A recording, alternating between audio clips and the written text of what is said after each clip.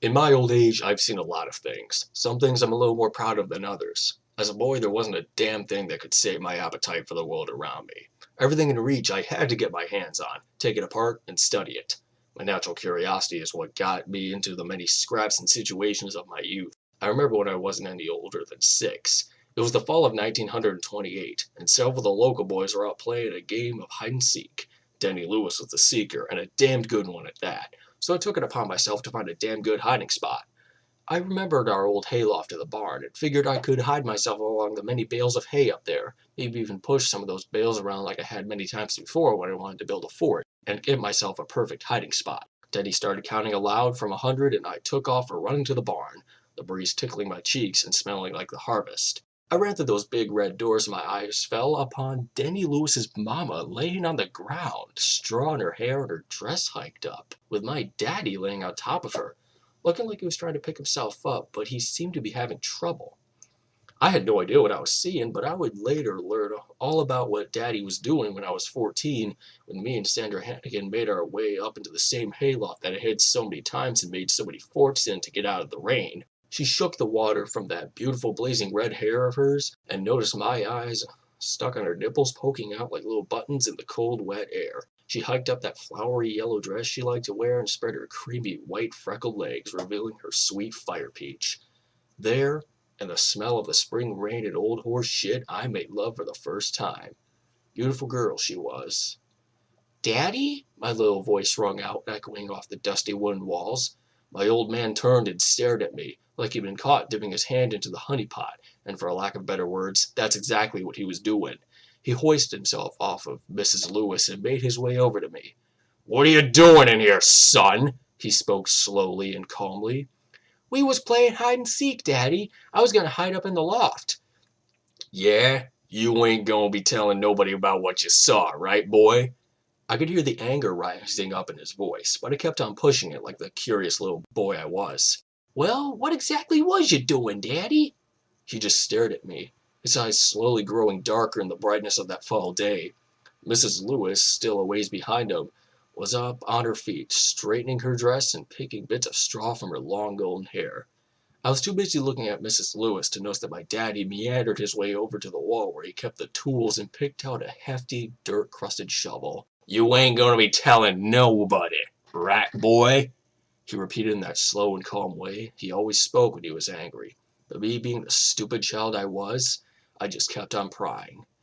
"Daddy, what was—" I didn't have a chance in the world to ask before the side of my right cheek exploded with pain as I fell to the ground in a pathetic bundle. My vision went hot white. All noise became muffled as if the world suddenly got sucked into a vacuum. What I could hear seemed distant, ghostly even. I could hear Mrs. Lewis screaming her pretty little head off, and strangely, the long, low whistle of a train in the distance. Whether it was my imagination or not, I do not know, but I've learned in life that there are no coincidences. I heard that whistle as clear as I could hear Mrs. Lewis screaming, Sandra Hannigan's soft whispering moans as thunder rumbled across the gray spring sky, and my father's harsh, labored breathing as he stood over me, brandishing his shovel as if it was Excalibur. I heard that train. Lord help me, I heard it. "You ain't gonna be telling nobody, you hear?" "Daddy, Another explosion erupted as my father brought the shovel down onto my exposed chest. I heard several pops and cracks echoing throughout my body. I held up my small arms in defense, but they were crumpled like the paper on the force of his blow. I dared to raise my hands up for protection again, only to see my fingers crooked and bloody. Mrs. Lewis was no longer screaming, but babbling on like she'd seen a ghost. My father turned to her and raised his weapon.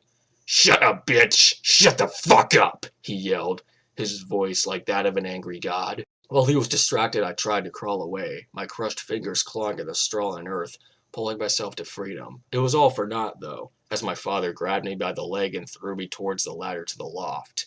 "He's just a boy, Clay! Just a boy!" Mrs. Lewis kept muttering. "He didn't do nothing wrong." I said, "Shut up!" He spoke again with that godlike force. He swung the shovel down on me again and heard a very loud crack, almost like lightning skimming across the sky. Very faintly I heard the train's whistle again, that loud shrill pitch in the distance. He flipped me over onto my back and spoke again. "Are you gonna be telling anyone about this boy?"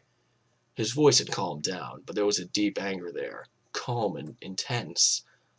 I felt one of my teeth fall back to my throat. A small fountain of vomit and blood gushed from my mouth as I tried to cough it up. I feebly turned my head and spit it out. No, Daddy. I ain't telling nobody." "Good." My father tossed his shovel aside, scooped me up in his arms, and carried me like it was just a baby. His voice had flipped to that of genuine concern, like any good father's voice. "You okay, boy? You took a mighty big fall off the ladder." "Right, Janice?" He turned to Mrs. Lewis, still holding me in his arms. Her face burning from the tears, she only nodded rapidly. Yes. Are you okay, Daniel? Are you okay, sweetie?" She rushed over and ran her shaking hands across my tiny, battered face. My father pushed me into her arms. "Take him up to the house and into bed. Tell Martha what happened, okay? I'll go to the town and get a doctor. Quickly, now!"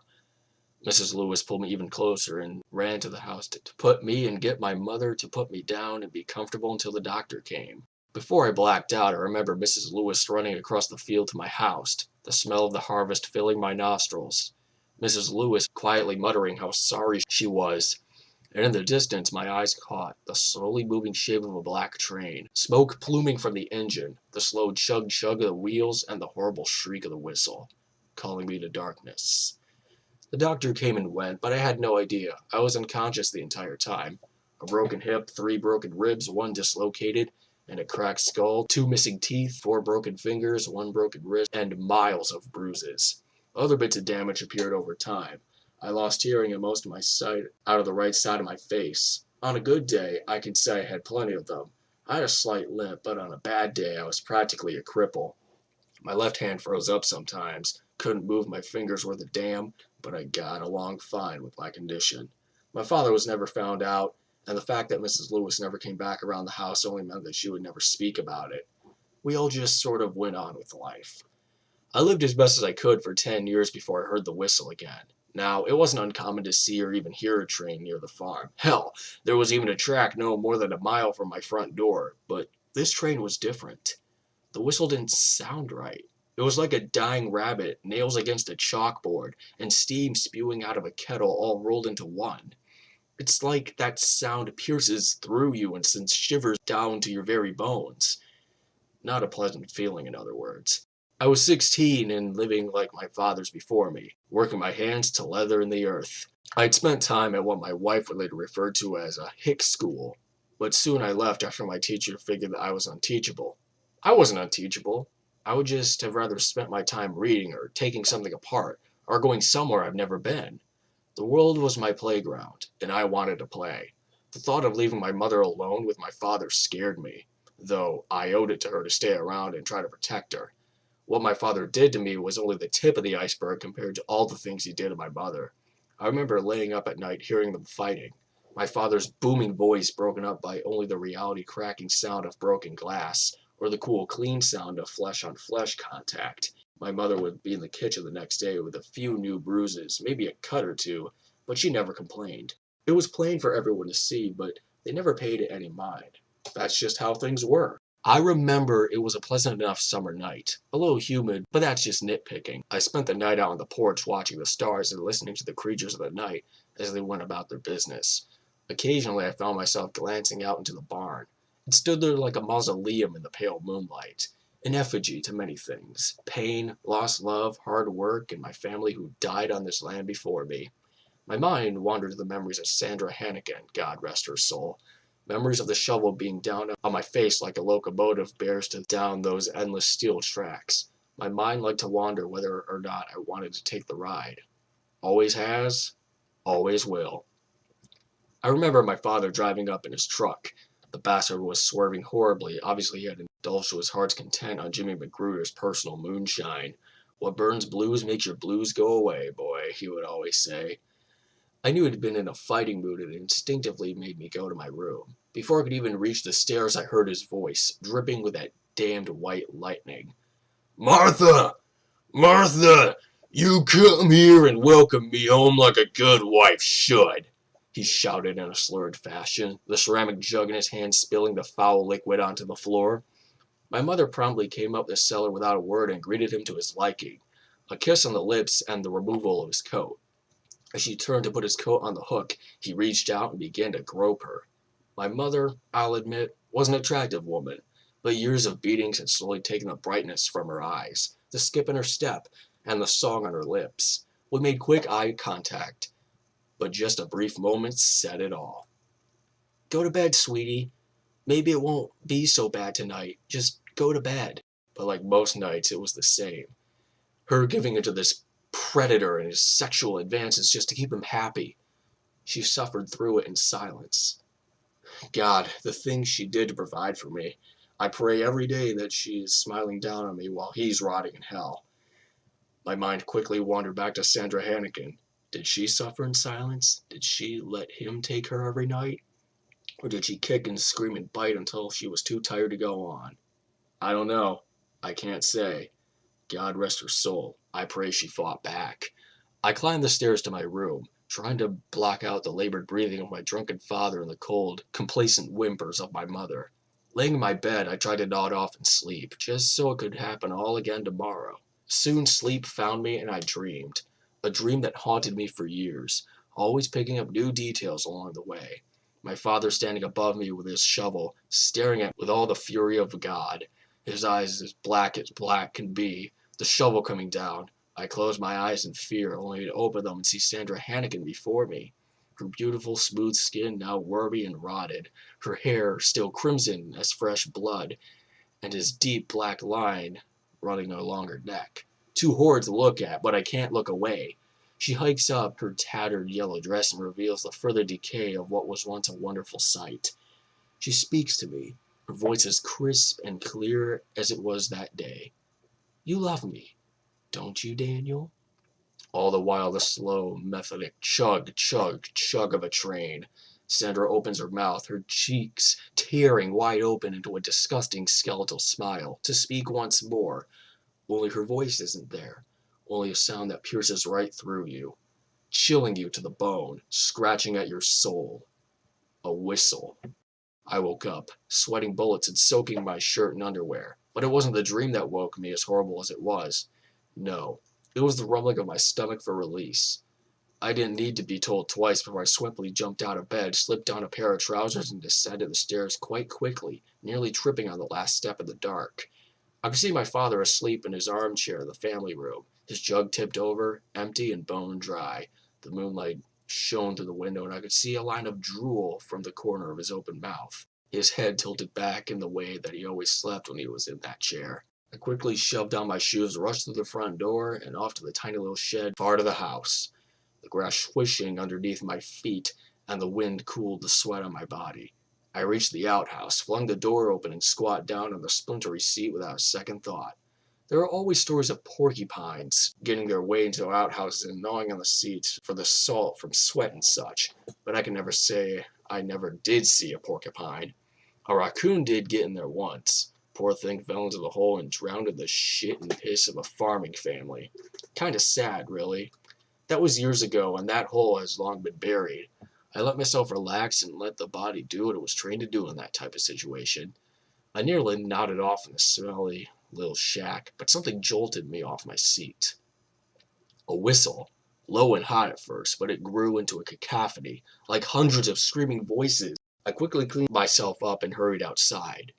There it was, in the moonlight, not too less than a mile from where I stood, just sitting there on the tracks, which wouldn't have been too uncommon, except there was no switching station out there, just open land and those endless steel tracks. Like I said, I was a curious boy, and obviously something that had been haunting me for 10 years was well worth a look. I broke into a run, the excitement and fear gripping at my heart. I wanted to turn back to the house, telling myself I'm dreaming, but my feet kept moving. Thank God for the moon that night. You could see for miles.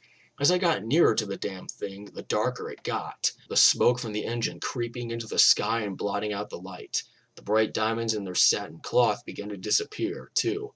I stopped, only briefly, panting and sweating. I looked up only to find myself right there next to it. It was unlike any train I'd ever seen. It was black all over, so black it hurt my eyes to look at it directly for too long. It was also very noticeably darker right next to the massive machine, like it was devouring the light that got near it. More trains that came through were freight trains carrying coal to such parts unknown. But this was a passenger train. The interior of the cab's brightly lit, revealing its deep red color scheme. And the people, oh God, the people in the windows. Each of them just sat there, emotionless, unmoving like statues of some lost civilization. I tried working my way to the front of the thing, each car the same, filled sparsely with unknown moving faces. One or two passengers did turn to look out their windows at me, only to return to their original position, their eyes gray and sad. I kept on walking my way to the engine, till it caught my eye. In one of the windows, it was my father. I wasn't sure at first, but it had to be. It was my daddy. "Daddy!" I yelled out, but he didn't turn to look. "Daddy! Hey, Daddy!" I saw that the entrance to the car was wide open, the light spilling out onto the land. I had to get in that car. Why was he on there, I thought to myself. What the hell is he doing? I hoisted myself up onto the metal steps into the car, only to be knocked back by a black mass that smelled of oil and smoke. I looked up to see a man standing there, soot-stained overalls, greasy white hair jutting out from under his conductor's cap. He stared at me intently before a smile cracked his lips. "You ain't getting on, boy." His voice was flighty and uneven, high-pitched yet low and grumbly at the same time. "Ain't got no ticket! Ha ha ha!" His laugh unnerving, like the sound of crunching bugs under your boot. "Why you wanting to get on anyways for, boy?" His smile still beamed at me, a strange skeletal smile, wide and menacing. I found myself reverting back to that scared little boy in the barn 10 years ago. "My daddy's on there. I gotta talk to him." He just bellowed that laugh of his. "Boy, lots of people's daddies be on this train. No ticket, no ride." He clapped his gloved hands together, black dust puffing out. "Please, I no ticket, no ride." His voice becoming angry. That's when I truly saw him. His skin pale, free of any sort of blemish. And his eyes, they were on fire, glowing orange like the coals that moved his train. Those fiery coals burned right through me. "Get out of here, boy, and don't come back till you got yourself a ticket." Ha ha ha! His teeth, they were jagged and pointed like a dog's teeth. I ain't afraid to say I was scared. In fact, I pissed myself right then and there. He just laughed that crunchy laugh of his. "Diamond, pearl, opal, jade! Ha ha ha!" He turned and slammed shut the doors behind him. Soon enough, the pistons started their slow chug, chug, chug, smoke billowing out of the engine. It smelled like rotten eggs and bloated summer roadkill. I still laid there in my own filth, watching as the black train slowly pulled away. The conductor stuck his head out of the engine booth and yelled back to me over the locomotive. "Maybe next time, eh, Danny boy? Ha ha ha ha!" His eyes burning bright as ever. He laid on the whistle. Close up, I could truly hear the sound. It was screaming, melting steel and burning souls screaming into the night. I only watched as the train pulled away, the screaming black behemoth riding the endless steel tracks. I walked home, scared, shaken, questioning whether or not I'm truly dreaming, or if this was all a nightmare. The moon was back out and shining in all its glory. The stars sparkled in the dark folds of the night sky. Finally reaching home, I numbly pushed the front door open. It groaned in protest, but I paid it no mind. I trudged into the family room, figuring my father would be gone. But there he was, still sitting there. I quickly crossed over to him, my hand shaking as I touched his face. It was cold. I saw that it wasn't drool that dribbled out from his lips. It was vomit. My father was dead to the world, drowned in his own sick. I saw the devil that night. He took my father with him on a slow, screaming ride to hell. The funeral was like any other, ashes to ashes, dust to dust. A man was buried on holy ground, and nobody but me and my mother ever knew it was no man, but a monster. I remember how she looked when they lowered him into the cold, hard earth. She had this little smile on her face. No tears, no anguish, just a little smile. She was free. A few years later, she sold the farm. "I want to go to the city and leave all this behind," she would say. I didn't blame her. I was glad to leave, but I admit I did miss the place once we were gone. and I know she did too. It was a quiet life, a fine life, but she couldn't stand to be in a house where memories ran rampant and hid in every corner in shadow, whispering to her, reminding her of my father. It was 1942. The world was at war and I couldn't do nothing but work building bits and pieces for guns and tanks. Being a partially crippled, I was 4F. I could only hear about how all my friends I had growing up went over to fight for liberty and came back in boxes. I suppose I was lucky on that part. My mother took up a job in the same munitions plant as me. Propaganda at its best, I suppose. It put a smile on her face, and that's all I needed to know it was a good thing. We'd been living with her mother in Boston, and life was fine indeed. I liked my grandmother well enough, but she always looked at me like I was a leper. She saw too much of my father in me, I suppose. She hated him for what he did to my mother. The beatings were a secret, but she hated my father for taking my mother away. A soldier returns from the war and knocks up a pretty young woman with a whole world in front of her, steals her back to his home where the fruit of several steamy nights ends up dying in its sleep. My sister didn't get much of a chance in the world, but I sure did. She resented me for everything that I represented. A horny farmer turned soldier. It wasn't until I started bringing Claire around that she started to warm up to me a little more. Maybe Granny was finally seeing that I wasn't my father, or maybe she was just going senile, I don't know. I can't say that I didn't love Claire. She was a wonderful woman, but I do know that I saw a lot of Sandra in her. That blazing crimson hair of hers and those deep green eyes.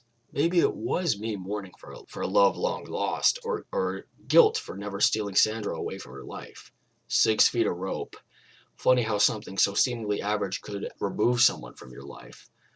I loved Sandra, I did, and so did her daddy. A little too much. She was probably praying that I'd come to her window at night and steal her away like Romeo and Juliet. She had seen something inside of her. Something horrible, something God forgot about. She wanted it to be something beautiful and could never be as such. Poor Sandra. God rest her soul. I loved her, but I loved Clara too. Maybe not on the truly bottomless romantic way, but I loved her all the same. Claire and I were married at a lovely ceremony in 1945. The war was over, our boys were coming home, and the world began to get even more scared of itself. The Reds were everywhere, they started saying. I don't know. Men were men, but it's their toys that always ended up hurting them. I found work as a mechanic, and Claire was teaching. Money was tight, but we didn't complain. We had an apartment to live in and each other. We didn't need to worry about much else. Until one day I got home from the shop and she was waiting for me. Hey, sweetheart, I cooed in her ear as I kissed the back of her neck like I always did when I got home. I'm late. What? I'm late. I don't know what you mean. She took my hand and placed it on her belly. It all hit me like a ton of bricks.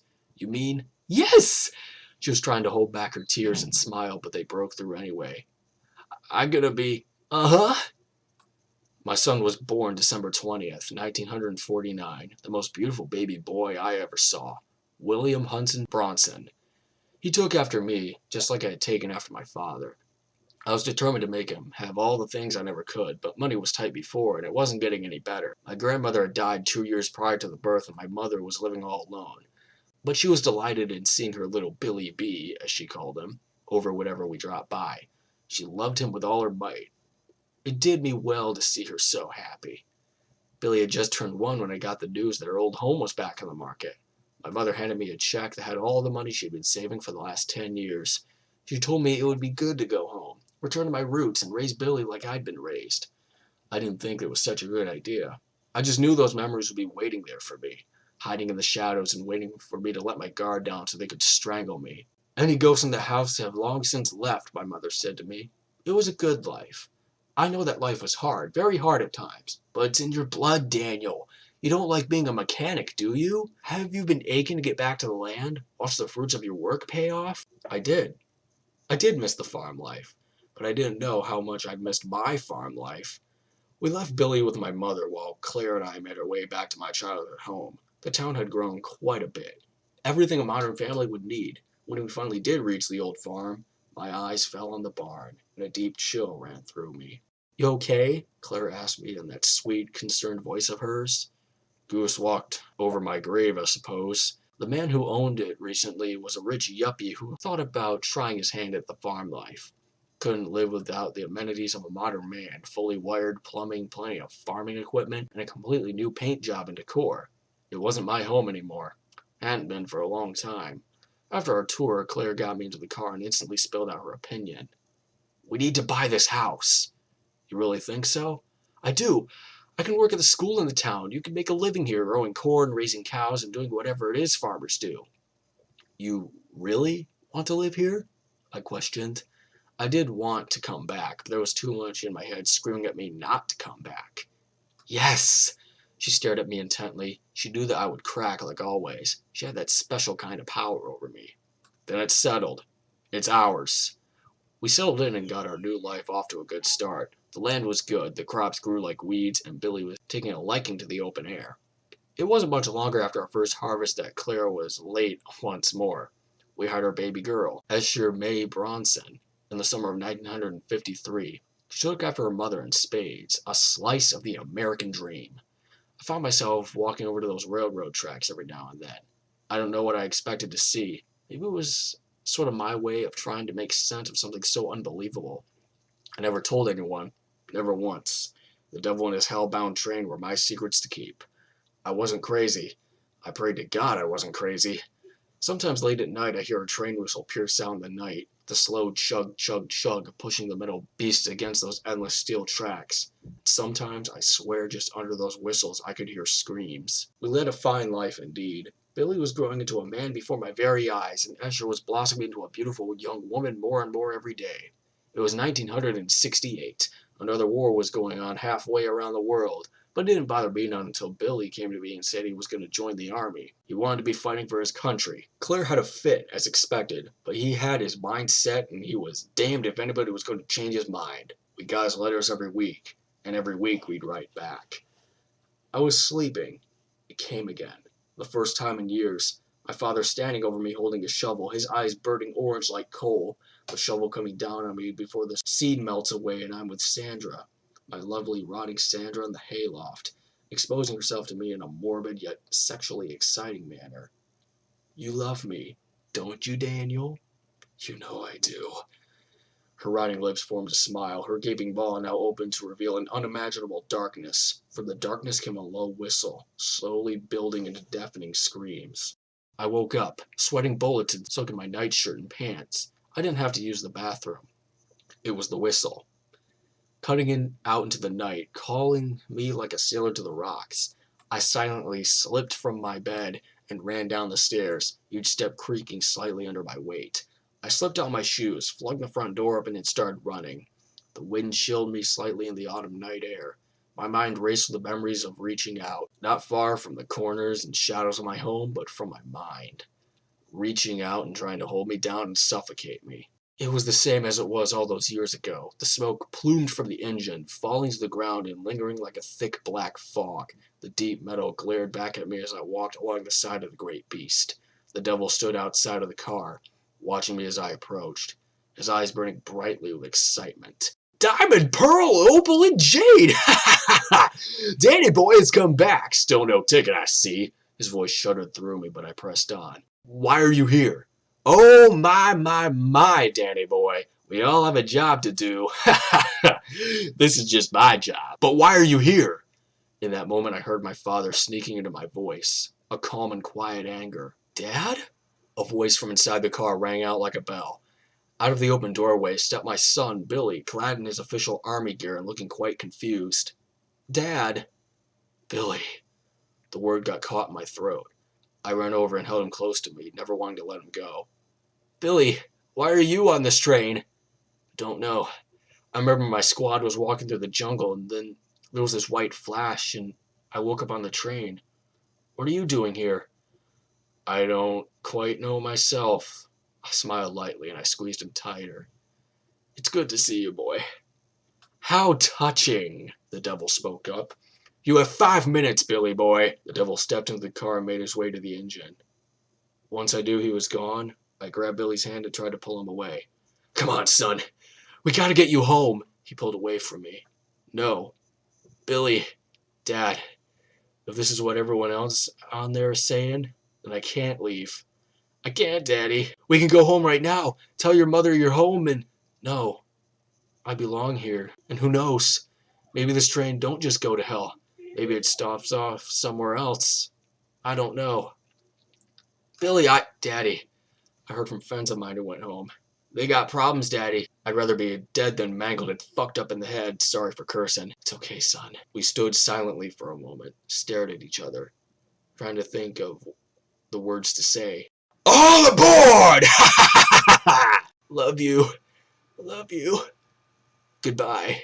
The black metal behemoth pulled away from me once more, screaming down those endless steel tracks. I waved goodbye to my son long after the train was out of sight. Even after its screaming whine, it disappeared from the night air. I watched. I prayed. Just like every week we got another letter, only this time it wasn't from Billy. Claire was wrecked. She wouldn't leave the house for days, laying around and crying, wailing that she should have kept him here and kept him safe. She left me no more than a year after that. Said she couldn't stand looking at me and seeing Billy. I also knew she hated me, and I couldn't join her in her sorrow, in her pain. I got to say my goodbye. I got my closure. I don't blame her for hating me, but to take my daughter away from me was just cruel punishment. I haven't seen either in years. Many years. I tried to live life as best as I could with what I had. I was a good father. I was a good son. I was a good husband. None of that means a hill of beans in the long run, though. We all end up in the cold, hard earth, feeding the maggots and the creepy crawlies that haunt our nightmares. I can hear it now. The screaming. The screaming in the darkness, calling out to me. I've seen a lot of things in my life. Some things I'm more proud of than others. As a boy, nothing could save my appetite for the world around me. I suppose that there's just one last thing to figure out. The train is out there, and I finally got my ticket. Only thing left to do is to take a ride.